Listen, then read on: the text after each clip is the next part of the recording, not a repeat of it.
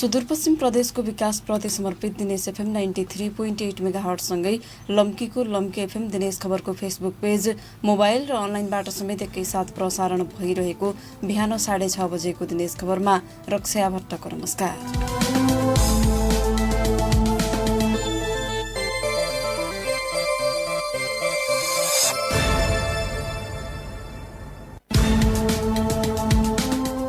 सुरुमा प्रसारणका प्रमुख खबरहरू।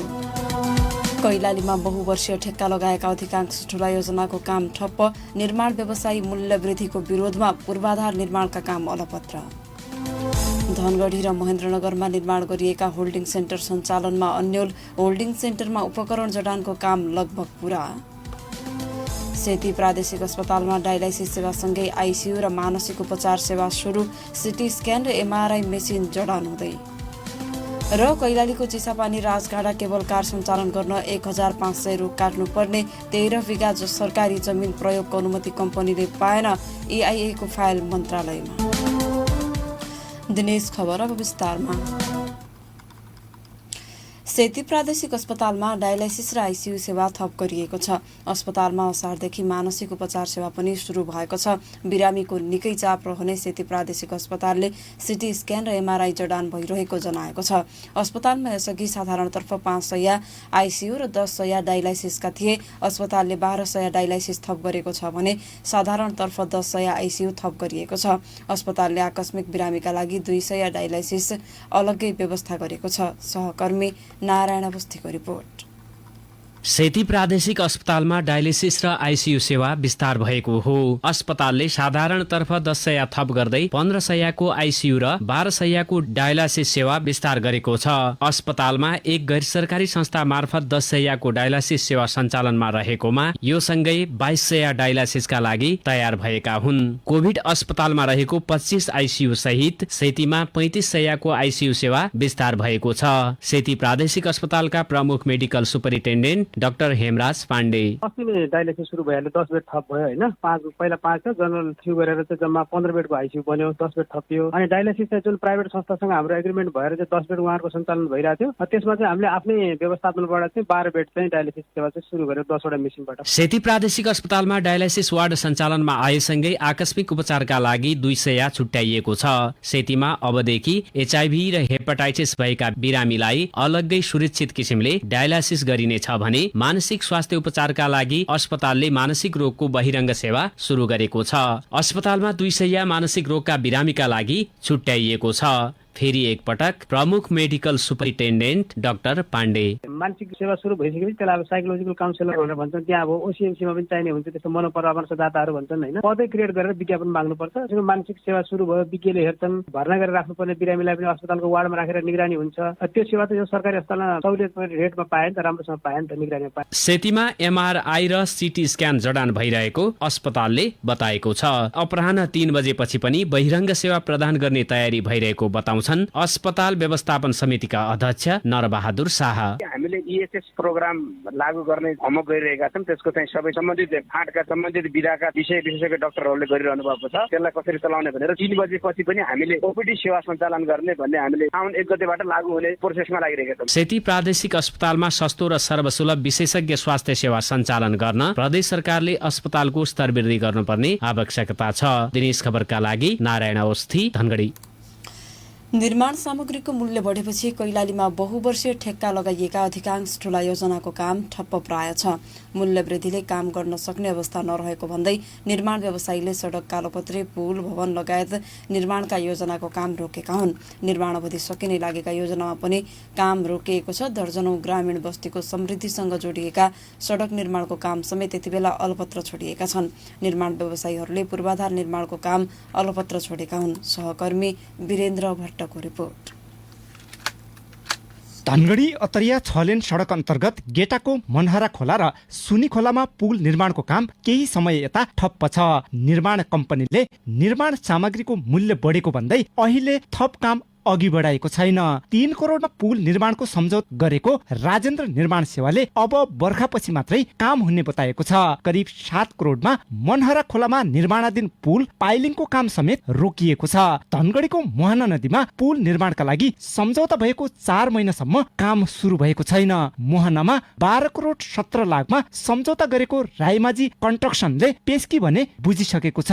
निर्माण व्यवसायीले मूल्य वृद्धिको विरोध गर्दै निर्माण कार्य ठप्प पारेपछि निर्माण कार्य प्रभावित बन्न पुगेको हो। नेपाल निर्माण व्यवसायी महासंघका केन्द्रीय उपाध्यक्ष प्रकाश सेठी, सरकारसँग हामीले पटक पटक आन्दोलन पनि गर्यौं, सरकारसँग वार्ता गर्न पनि तयार रह्यौं, तर सरकारले हाम्रो उहाँ माग राख्यो। अब यो सदनबाट पास भएर जाने कुरा हो भनेर हाम्रो 12औं संशोधनमा आएन। अब 12औं संशोधनमा नआइसकेपछि फेरि पनि अब हाम्रो निर्माण कार्य मूल्य वृद्धि नपाएपछि काम गर्न सक्ने कन्डिसन छैन। निर्माण सामग्रीको मूल्य वृद्धिको कारण देखाएर हुलाकी राजमार्ग अन्तर्गत कैलाली र कञ्चनपुरमा 3 महिना अघि ठेक्का भएका 3वटा पुलको काम सुरु भएको छैन। सघन शहरी विकास कार्यक्रम अन्तर्गत कैलाली र कञ्चनपुरमा सडक कालोपत्री तथा आरसीसी नाली निर्माणको काम पनि ठप्प छ। आयोजना माथत धनगढीमा यसै वर्ष पूरा हुनुपर्ने 1 किलोमिटर आरसीसी नाली अधुरै छ भने धनगढीदेखि बजाङको उरै भन्ज्याङ नाका जोड्ने धनगढी खुटिया दिपाइल चैनपुर उरै भन्ज्याङ सडक अन्तर्गत कैलाली र डोटीमा ठेक्का भएका 6वटा पुलको काम अझै सुरु भएको छैन। छड र इन्धनको मूल्य बढेको भन्दै निर्माण कम्पनीले सम्झौता भएको 4 महिनासम्म काम सुरु गरेको छैन। आयोजना प्रमुख लक्ष्मण राउल पत्र लेखेर उनीहरूलाई अब चाँडोभन्दा चाँडो काम सुरु गर्न पनि भन्यौँ होइन, तर अब यो कन्स्ट्रक्सन होलिडे अब हाम्रो सबै निर्माण व्यवसायीको हो भनेर चाहिँ अब काम गर्नै नखोजेर चाहिँ यो वर्ष भएन। सरको मूल्य वृद्धिको विरोधमा सबै निर्माण व्यवसायीहरू लागि पत्र लेखेर पनि खासै केही रिप्लाई आएन। भारतीय एक्सिस बैंकको 2 अर्ब सहुलियतपूर्ण ऋण लगानीमा नेपाल सरकारले निर्माण गरिरहेको कैलाली र डोटी जोड्ने बीपीनगर भोक्टान सडकको काम पनि केही महिना यता रोकिएको छ। दर्जनौं ग्रामीण बस्तीको समृद्धिसँग जोडिएको यो सडक 30 महिनामा बनिसक्नु पर्नेमा 3.5 वर्षमा 66% मात्र भौतिक प्रगति छ। निर्माणमा प्रयोग हुने छड लगायत फलामजन्य सामग्री, पेट्रोलियम पदार्थ, बिटुमिन लगायत सामग्रीको मूल्य अचाग्ली बढ्दा काम गर्न सक्ने अवस्था नरहेको निर्माण व्यवसायीको गुनासो छ। पुनः नेपाल निर्माण व्यवसायी महासंघका केन्द्रीय उपाध्यक्ष सेठी, मूल्य वृद्धि सीमा नागेर गइसकेको छ। अब यो त सरकारले अनुमोदन गरिदिएर अब हामीले ल काम गर्नुहोस्, तपाईँहरूलाई केही सहुलियत गर्छौँ भन्ने राहत पठाइदियो भने हामीलाई त काम गर्न केही कारण छैन। यही वर्ष छड प्रति किलो 100 बाट 140 पुगेको छ। इन्धन लगायत सामानको मूल्य पनि त्यसै गरी बढेपछि निर्माण व्यवसायी मूल्य वृद्धिको विरोधमा उत्रिएका हुन्। दिनेश खबरका लागि वीरेन्द्र भट्ट, धनगढी। कैलालीको धनगढी र कञ्चनपुरको महेन्द्रनगरमा निर्माण गरिएका होल्डिङ सेन्टर सञ्चालनमा अन्यल देखिएको छ। होल्डिङ सेन्टरका भौतिक संरचना निर्माण गर्दै उपकरण जडानको काम पनि अन्तिम चरणमा पुगेका बेला सञ्चालनमा अन्यल देखिएको हो। नेपाल सरकारले नेपाली सेना मार्फत ठेक्कामा लगाएको होल्डिङ सेन्टर निर्माणको काम लगभग पूरा भएको छ। भारतसँग सीमा जोडिएका मुख्य नाकाहरूमा होल्डिङ सेन्टर निर्माण गरिएको भए पनि सञ्चालनमा सङ्घीय सरकारले निर्णय गरेको छैन। देशभरमै होल्डिङ सेन्टर निर्माण गर्ने जिम्मा नेपाली सेनालाई दिइएको थियो। सोही अन्तर्गत नेपाली सेनाले गत वर्षको असारमा निर्माण कम्पनीसँग ठेक्का सम्झौता गर्दै धनगढी र महेन्द्रनगरमा होल्डिङ सेन्टर निर्माण गरेको हो। तर सङ्घीय सरकारले प्रदेश वा स्थानीय कुन सरकारलाई होल्डिङ सेन्टर सञ्चालनका लागि दिने भन्ने विषयमा निर्णय अझै गरेको छैन। सहकर्मी रोशन भट्टको रिपोर्ट। धनगढीको गौरीफुन्टा सीमा नाकालाई केन्द्रित गरेर होल्डिङ सेन्टर निर्माण सुरु भएको 1 वर्ष भयो। भारतबाट फर्किने आम नागरिकलाई केही समय होल्ड गरेर स्वास्थ्य परीक्षण गर्ने उद्देश्यले उक्त सेन्टर निर्माण गरिएको हो। सङ्घीय सरकारले देशभरका मुख्य सीमा नाकामा होल्डिङ सेन्टर निर्माणको जिम्मा नेपाली सेनालाई दिएको थियो। सेनाले पनि गत वर्षको असारमा नै ठेक्का सम्झौता गर्दै भौतिक निर्माणको काम लगभग पूरा गरेको छ। हनुमान कन्स्ट्रक्सनले धनगढी महानगरपालिकाको वडा नम्बर 3 मा 882 शैय्या क्षमताको होल्डिङ सेन्टर निर्माण गरेको छ। हनुमान कन्स्ट्रक्सनका धनगढी प्रतिनिधि यज्ञ पुरुष न्युपाने, भौतिक संरचना सम्पूर्ण निर्माण कार्य सम्पन्न भइसक्यो। विद्युतको व्यवस्था चाहिँ हामीले बिओक्यूमा भए अनुसारको सम्पूर्ण लाइन पोल गाड्नेदेखि लिएर विद्युत पुर्याउने त्यहाँसम्म तार पुर्याउने काम र इन्टरनल विद्युतीय कामहरू सबै सम्पन्न भइसकेको छ। गत वर्षको असारदेखि नै कञ्चनपुरको भीमदत्त नगरपालिकामा पनि होल्डिङ सेन्टर निर्माणको काम सुरु भएको थियो। नगरपालिकाको वडा नम्बर 18 मा 1000 शैय्या क्षमताको होल्डिङ सेन्टर निर्माण गर्ने जिम्मा नेपाली सेनाले नै हनुमान कन्स्ट्रक्सनलाई दिएको थियो। कञ्चनपुरमा पनि होल्डिङ सेन्टर निर्माणको काम लगभग पूरा भएको छ। होल्डिङ सेन्टरमा उपकरणहरू पनि जडान गरिएका छन्। एक होल्डिङ सेन्टर निर्माणका लागि 28 करोड 81 लाखमा सम्झौता गरिएकोमा खानेपानी र विद्युत विस्तारको काम पनि अन्तिम चरणमा पुगेको छ। हनुमान कन्स्ट्रक्सन महेन्द्रनगर प्रतिनिधि लक्ष्मण सापकोटा। हामीले चैत मसान्तैसम्म लगभग हामी 100% काम सम्पन्न गरिसकेका थियौँ। निरीक्षण अधिकृतहरू आएर यसो तपाईँको त्यहाँ होल्डिङ सेन्टरभित्र के कति औल्याउनु सुधार गर्नुपर्ने कुराहरू उहाँहरूले औल्याइदिनु हो समेत सकिएको सम्पन्न भइसकेको। अब यो ह्यान्डओभर हामीले बुझविराज गर्नको निम्ति नेपाल आर्मीलाई पत्र लेखिसकेका छौँ। कोरोना कालमा भारतबाट नेपाल फर्किनेहरूको व्यवस्थापन हुन नसकेकै कारण संघीय सरकारले नाकामा होल्डिङ सेन्टर निर्माणको योजना ल्याएको हो। भारतबाट फर्किएकाहरूबाटै कोरोनाको संक्रमण फैलिएका कारण उनीहरूलाई केही समय होल्ड गर्नका लागि होल्डिङ सेन्टर निर्माण गरिएका छन्। होल्डिङ सेन्टरहरूमा अक्सिजनको समेत व्यवस्था गरिएको छ भने अन्य उपचार पनि गर्न सकिने व्यवस्था मिलाइएको छ। तर भौतिक संरचना निर्माणको काम लगभग पूरा भएको छ, तर होल्डिङ सेन्टर सञ्चालनको प्रक्रिया भने सुरु भएको छैन। कुन निकायले सञ्चालन गर्ने विषयमा आधिकारिक निर्णय हुन नसकेको हो। संघीय सरकारले निर्माण गरेको होल्डिङ सेन्टर सञ्चालनका लागि प्रदेश वा स्थानीय सरकारलाई हस्तान्तरणको तयारी भइरहेको छ।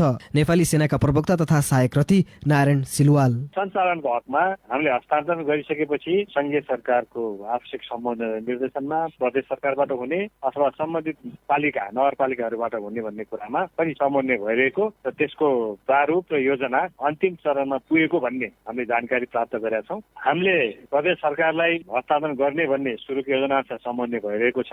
यो अहिले समन्वयको क्रममै भएको हुँदाखेरि फाइनल भइसकेको छैन। नेपाली सेनाले होल्डिङ सेन्टर निर्माणको काम सम्पन्न गरेर संघीय सरकारलाई हस्तान्तरण गर्नेछ।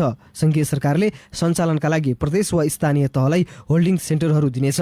तर सुदूरपश्चिम प्रदेश सरकार, धनगढी उपमहानगरपालिका र भीमदत्त नगरपालिकाले पनि सञ्चालनको कुनै तयारी गरेका छैनन्। दिनेश खबरका लागि रोशन भट्ट, धनगढी।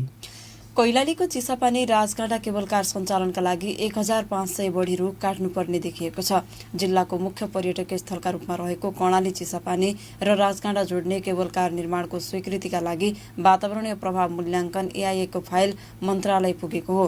प्राकृतिक रूपमा निकै सुन्दर राजगाडा सूर्योदय अवलोकनका लागि प्रसिद्ध रहेको भन्दै जाल्पादेवी केबल कार कम्पनीले सम्भाव्यता अध्ययन गरेको थियो। सडक यातायात नपुगेको तथा पैदल मार्ग निकै अप्ठ्यारो भएका कारण राजगाडा भ्रमण गर्न आउने पर्यटकको संख्या वृद्धि गर्न भन्दै कम्पनीले 3 किलोमिटरमा केबल कार सञ्चालनको अनुमति माग गरेको छ। तर जाल्पादेवी केबल कार कम्पनीले केबल कार सञ्चालनको अनुमति भने पाएको छैन। सहकर्मी कमल साउदको रिपोर्ट।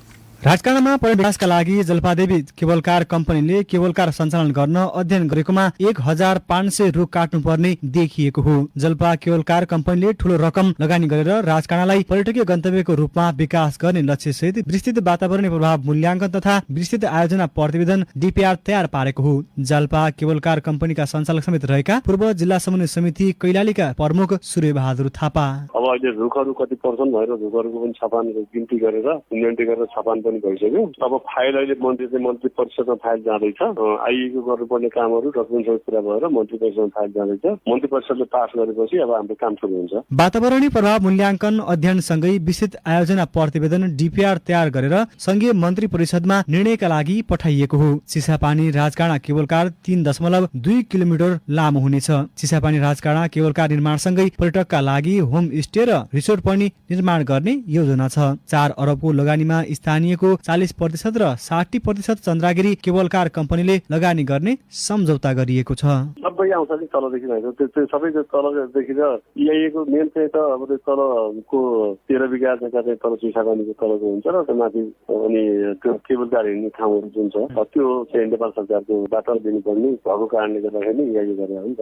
नभए माथिको जग्गा त हाम्रो आफै जग्गा हो। जलपादेवी केबल कार कम्पनीले चिसापानीदेखि राजकाँडासम्म केबल कार सञ्चालन गर्न स्टेसन बनाउन र राजकाँडामा रिसोर्ट र होमस्टे सञ्चालन गर्न 250 रोपनी जग्गा खरिद गरिसकेको छ। कम्पनीले पर्यटकीय क्षेत्र चिसापानी हुँदै राजकाँडासम्म केबल कार सञ्चालनका लागि कागजी प्रक्रिया अगाडि बढाएको हो। तर केबल कार सञ्चालनका लागि स्वीकृति पाएको छैन। चिसापानी बजारको पश्चिम क्षेत्रको 13 बिघा सरकारी जमिन प्रयोगको अनुमति कम्पनीसँग छैन।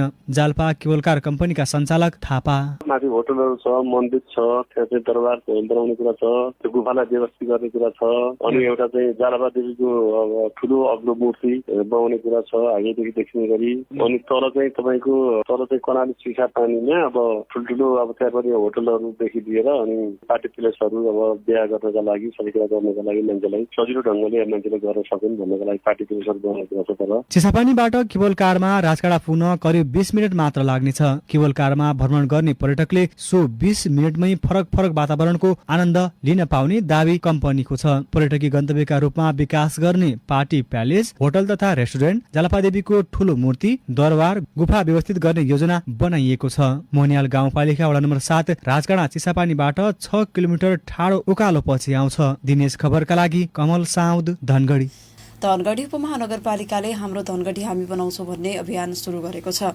धनगढीको विकास र समृद्धिका लागि उपमहानगरपालिकाले यस्तो अभियान सुरु गरेको हो। उपमहानगरपालिकाभित्र वृक्षारोपण, फोहोर मैला व्यवस्थापन, विशेषज्ञ चिकित्सक सहित प्रत्येक वडाहरूमा निशुल्क स्वास्थ्य उपचार लगायतका कामलाई तीव्र गतिमा अघि बढाउन हाम्रो धनगढी हामी बनाउँछौँ भन्ने अभियान अघि बढाइएको छ। अभियानले निजी क्षेत्रबाट सहयोग समेत लिन थालेको छ। सोही विषयमा सहकर्मी वीरेन्द्र भट्टले मेयर गोपाल हमालसँग कुराकानी गरेका छन्। विकासको चाहना, समृद्धिको चाहना, यसको सुन्दरताको चाहना सबै कुरा त हरेक धनगढीवासीमा छ नि। हामीले त्यो लक्ष्यलाई प्राप्ति गर्नु पर्यो भने हरेकको चाहिँ सहभागिता हामीलाई आवश्यक पर्छ। धनगढी उपमहानगरपालिका भनेको चाहिँ नि समन्वयकारी भूमिका निर्वाह गर्न पनि उसको दायित्व। त्यसकारण हामी के भन्छ नि हरेक नागरिकलाई धनगढीको विकास, चाहे त्यो फोहोर मैलाको व्यवस्थापन होस्, चाहे वृक्षारोपणको होस्, चाहे यहाँको चाहिँ भौतिक विकासको कुरा होस्, हरेक खालको विकासमा सबैलाई चाहिँ समन्वय गरेर अगाडि बढ्नुपर्ने र सबैको सहभागिता गराउने उद्देश्यले यो हाम्रो धनगढी हामी बनाउँछौँ भन्ने एउटा कन्सेप्ट डेभलप गरेको हो। यस ताजा फुलबारी हो, हामी सबै मिलेर बनाउनुपर्छ भन्ने कुरा सन्देश प्रवाह गर्न खोजिएको हो र सबै नागरिकको कन्ट्रिब्युसन यसमा होस्। किनभने तपाईँलाई थाहा छ हिजो पनि धनगढीमा एयरपोर्ट बन्यो, कैलाली बहुमुखी क्याम्पस बन्यो, सबै बन्यो। यो पब्लिक कन्ट्रिब्युसनबाट बनेको चिजहरू हो। पब्लिकहरूले चाहिँ जुन किसिमको आफ्नो सहभागिता जनाए, त्यो सहभागिता भनेको के हो भने त्यो चाहिँ सुन्दरता हो र त्यसले के गर्छ भने सबभन्दा पहिलो त ओनरसिप फिलिङ गराउँछ। मेरो धनगढी हो होइन, मैले बनाउनुपर्छ भन्ने कुरा फिलिङ गराउँछ र उसको लगानी जब त्यहाँ हुन्छ त्यसपछि उसको माया पनि हुन्छ। त्यसकारण हामी के हो भने हरेक नागरिकलाई यो अभियानसँग जोड्नलाई हाम्रो धनगढी हामी बनाउँछौँ भन्ने अभियान हो। त्यही अभियानलाई हामीले हाम्रो धनगढी हामी बनाउँछौँ भन्ने अभियानको रूपमा यसलाई अगाडि सारेको छौँ र यो नारा दिएको छ। यस प्रकारको अभियानले जनस्तरबाट उठेको रकम कहाँ र कसरी खर्च हुन्छ? अहिले के छ तपाईँले देख्नुभयो यो वडा क्लिनिक सञ्चालनको लागि चाहिँ बारबटेनीले दिएको छ, उहाँले डाक्टर दिनुहुन्छ, हामीले डाक्टरलाई विज्ञापन निकाल्यौँ, उहाँले पैसा हाम्रो खातामा हाल्नुहुन्छ। यहाँ नगरपालिकाको जुन सिस्टम छ त्यो सिस्टम अनुसार खर्च हुन्छ। कसैको व्यक्तिगत खातामा राख्ने अनि त्यसपछि व्यक्तिगत खाताबाट खर्च हुने, मनमानी ढङ्गले खर्च हुने त्यस्तो हुँदैन। नगरपालिकाले एउटा कार्यविधि बनाएर त्यो प्रक्रिया अनुसार यो खर्च हुन्छ। अब जस्तो अहिले वृक्षारोपणको कुरा आएको छ, हामीले यस वर्ष सरसफाई र वृक्षारोपण दुईटालाई दुईटा वर्षको रूपमा मनाउने भनेको छ। धनगढीलाई कमसे कम चाहिँ यो 5 वर्ष हामी लगातार यो वृक्षारोपण चाहिँ गर्छौँ। न रुख मात्र रोप्दैन, हामी चाहिँ हुर्काउने हिसाबले त्यति रुख रोप्छौँ जति चाहिँ हामी हुर्काउन सक्छौँ। त्यो हिसाबले हामी अगाडि बढेको छौँ। यसमा चाहिँ जनसहभागिता, विभिन्न सङ्घ संस्थासँग हामीहरू त्यो ट्री गार्डमा उहाँहरूको नाम लेखिदिन्छौँ होइन, कि यो वास्तवमा दिएको कसले हो भन्ने कुरा त्यो हिसाबले हामी अगाडि बढ्छौँ। हाम्रो धनगढी हामी बनाउँछौँ अभियान नै चलाएर नगर प्रमुखले सहयोग माग्न थाले भन्ने चर्चा चलेको छ। के धनगढी बनाउन उपमहानगरसँग पैसा नभएर हो? त्यो गलत बुझायो। यो भनेको के भने पैसा माग्न थाल्यो भन्न खोजे होइन कि यो अभियानमा सहभागी हुनुहोस् भनेर भने। पैसा त हामीले त्यसरी मागेर हिँडेको छैन नि। पैसा त 20 करोड मात्रै उठ्छ त, त्यो त सत्य कुरा हो। 42 करोड रुपियाँ धनगढी उपमहानगरपालिकाको। धनगढी उपमहानगरपालिका हुनलाई कम्तीमा भने 25 करोड रुपियाँ उसको आफ्नो निजी आम्दानी हुनुपर्छ। जम्मा अहिलेसम्मको हिसाब हेर्दाखेरि 20 करोड रुपियाँ मात्रै उठ्ने देखिन्छ। गएको चोटि 18 करोड मात्रै उठ्यो, यसपालि 20 करोड उठ्छ भनेपछि 25 करोड रुपियाँ उठ्नुपर्छ। चालुतर्फको खर्च नै 42 करोड रुपियाँ छ भनेपछि नगरपालिकासँग पैसा छैन भने त तपाईँहरू सबैलाई थाहा पाउनु पर्ने कुरा हो। अहिले केन्द्र सरकारले स्कुल बना भनेर दिएको पैसा, सडक बना भनेर दिएको पैसा, विद्यालय बना भनेर दिएको पैसाहरू, स्वास्थ्य केन्द्र बना भनेर दिएको पैसाहरू हामीले तल भत्तामा खाइरहेको भएको। त्यस कारणले यो कुरालाई गलत बुझ्यो। अहिले कस्तो एउटा कन्सेप्ट डेभलप भएको छ भने नगरपालिकासँग प्रशस्त पैसा त त्यहाँ दोहन गर्नुपर्छ अनि यहाँ हरेक मान्छे चाहिँ यहाँ माग्न मात्रै आउँछ कि। त्यस कारण माग्न आउने भन्दा पनि यसलाई बनाउन आउने। कतिपय कुरा त पैसाले मात्रै हुँदैन, सहभागिताले पनि त हुन्छ नि। त्यस कारण के भने हाम्रो धनगढी हामी बनाउँछौँ भन्नुको मतलब यहाँ झोला थापेर बसेको चाहिँ होइन। उपमहानगरलाई विकासको गतिमा लैजान नगरवासीको सहयोग कतिको पाउनु भएको छ? एकदमै त्यो सहयोग त अब कति पाएको छु भन्ने कुरा त्यो मैले अहिले यसरी शब्दमा व्याख्या गर्न सक्दिनँ। यो उत्कृष्ट चाहना हो होइन, त आम जनताबाट एकदमै सहयोग पाएको छु, त्यसमा कुनै सहयोगमा कमी भएको छैन। र यो हाम्रो धनगढी हामी बनाउँछौँ भन्ने अभियानलाई गलत व्याख्या नगरिदिन पनि अनुरोध गर्छु। गर्नुपर्छ। आफ्नो ठाउँ बनाउने कुरामा यो माग्यो पैसा माग्यो भनेर यो अपव्याख्या गर्नु भएन। यो राम्रो अभियान हो, सबैको सहभागिता हुन्छ। यहाँ कसैलाई काखा कसैलाई पाखा गरिएको छैन। सबैजना आउनुहोस्, हामी सबै मिलेर धनगढी बनाउँ, जसले जे सक्नुहुन्छ त्यो गर्नुहोस् भनेको के यो भिख मागेको अथवा थापेको हो र होइन नि। त्यस कारण यो के हो भने यस्तो कुरातिर यो चाहिँ रेडियो सुनिरहनु भएको सबै जाने श्रोता महानुभावहरू धनगढीका जनतालाई पनि म अपिल गर्न चाहन्छु कि यसोको जाने पछाडि तपाईँहरू नलाग्नु हो र लाग्नु पनि भएको छैन। उनी थिए धनगढी उपमहानगरपालिकाका मेयर गोपाल हमाल सहकर्मी वीरेन्द्र भट्टसँग कुराकानी गर्दै।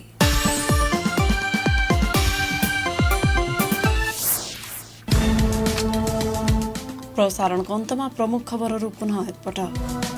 कैलालीमा बहुवर्षीय ठेक्का लगाएका अधिकांश ठूला योजनाको काम ठप्प, निर्माण व्यवसायी मूल्य वृद्धिको विरोधमा पूर्वाधार निर्माणका काम अलपत्र।